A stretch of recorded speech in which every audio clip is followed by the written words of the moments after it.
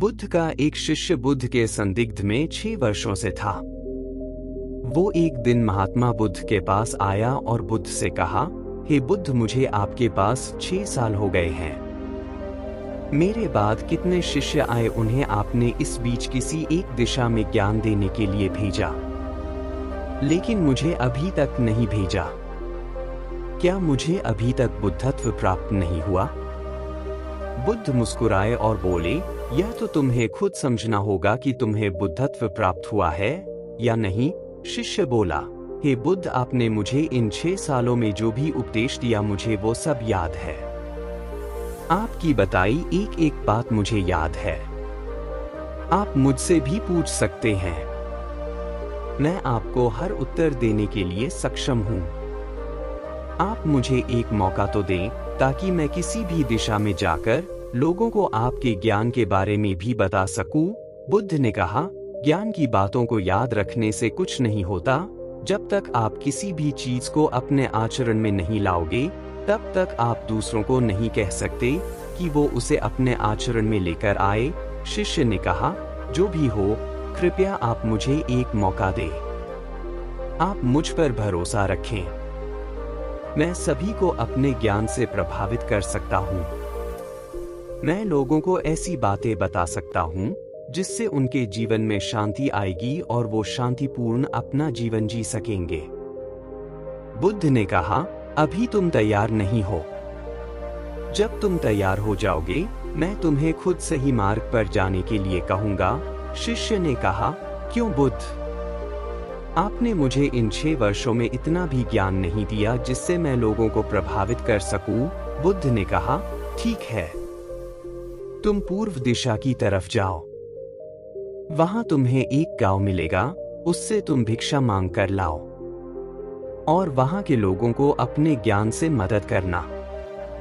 कल सुबह तुम वहां अकेले जाना और शाम को आकर मुझे बताना तुमने कैसे वहां के लोगों की मदद की।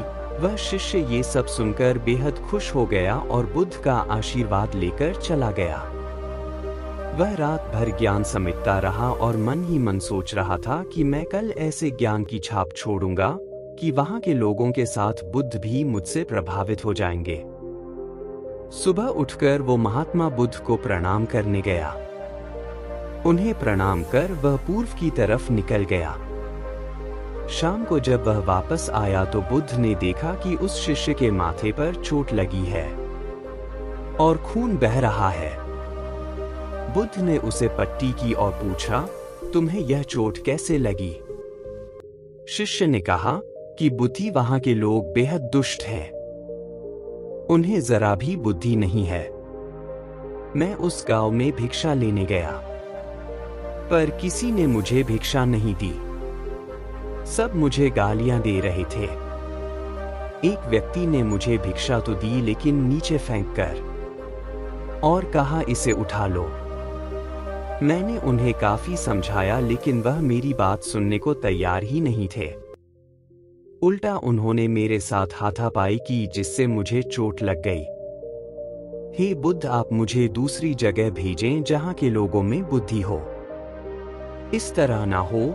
बुद्ध उसकी बात सुनकर मुस्कुराए और बोले, अगर तुम्हें दूसरे गांव में भी ऐसे ही लोग मिले तब तुम क्या करोगे?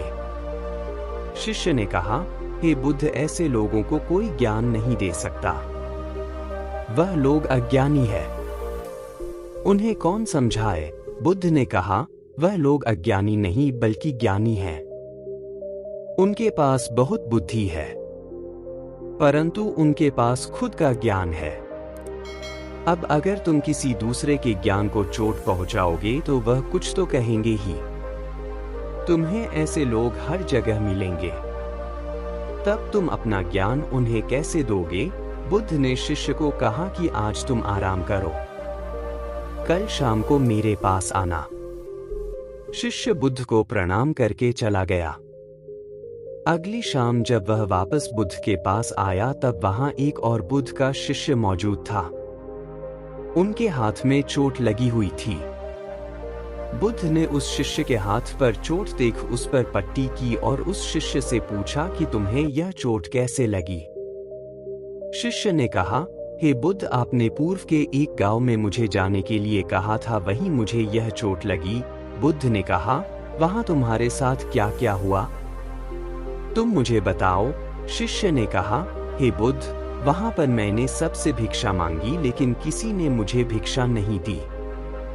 एक व्यक्ति जिसने भिक्षा दी थी, उसने भी वह मुझे जमीन पर फेंक कर दी और कहा, उसे उठा लो। मैंने चुपचाप उसे उठाकर अपने पात्र में रख लिया और उसे कल्याण का आशीर्वाद दिया। तब उस व्यक्ति ने मुझसे कहा, आप बड़े ही अजीब व्यक्ति हो। मैं आपका अपमान कर रहा हूं और आप मुझे आशीर्वाद दे रहे हैं। मैंने उनसे कहा कि आप धनी हैं। आपने मुझे दान दिया है, इसलिए मैं आपको आशीर्वाद दे रहा हूं। फिर वहां से मैं आगे गया तो कुछ लोगों ने मुझे वहां से जाने के लिए कहा। उन्होंने मुझे कुछ अपशब्द कहे और मुझ पर कुछ पत्थर फेंके, जिससे मुझे चोट लग गई। जब मैं वापस आ रहा था, तब मैंने एक मां को रोते हुए देखा। वह अपने बीमार बच्चे को लेकर चिंतित थी।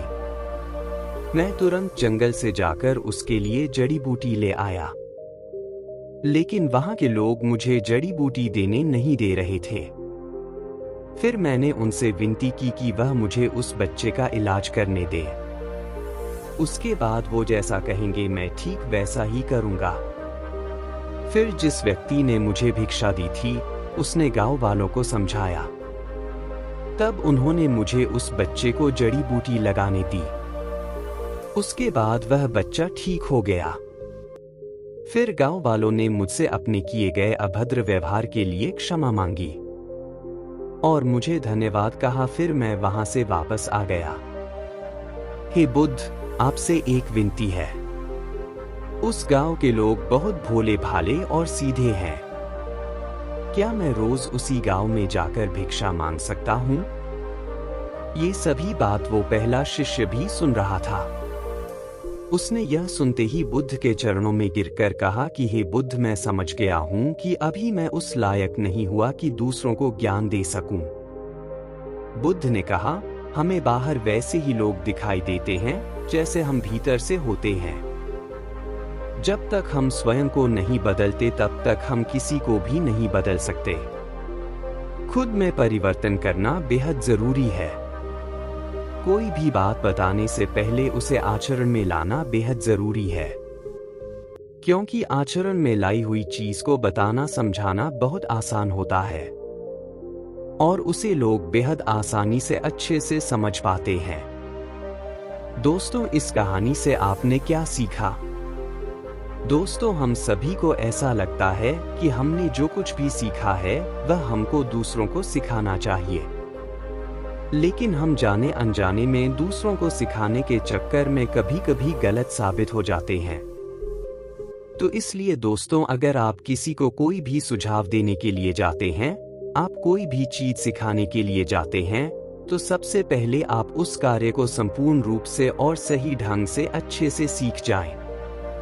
और आपको जब यह पक्का प्रूफ मिल जाए कि अब मैं इस कार्य को संपूर्ण रूप से सीख चुका हूं, अब मैं दूसरों को सिखा सकता हूं, तभी आप दूसरों को सिखाने के लिए जाएं। अन्यथा आपके साथ दुर्व्यवहार हो सकता है और आपको क्षति भी पहुंच सकती है। धन्यवाद दोस्तों।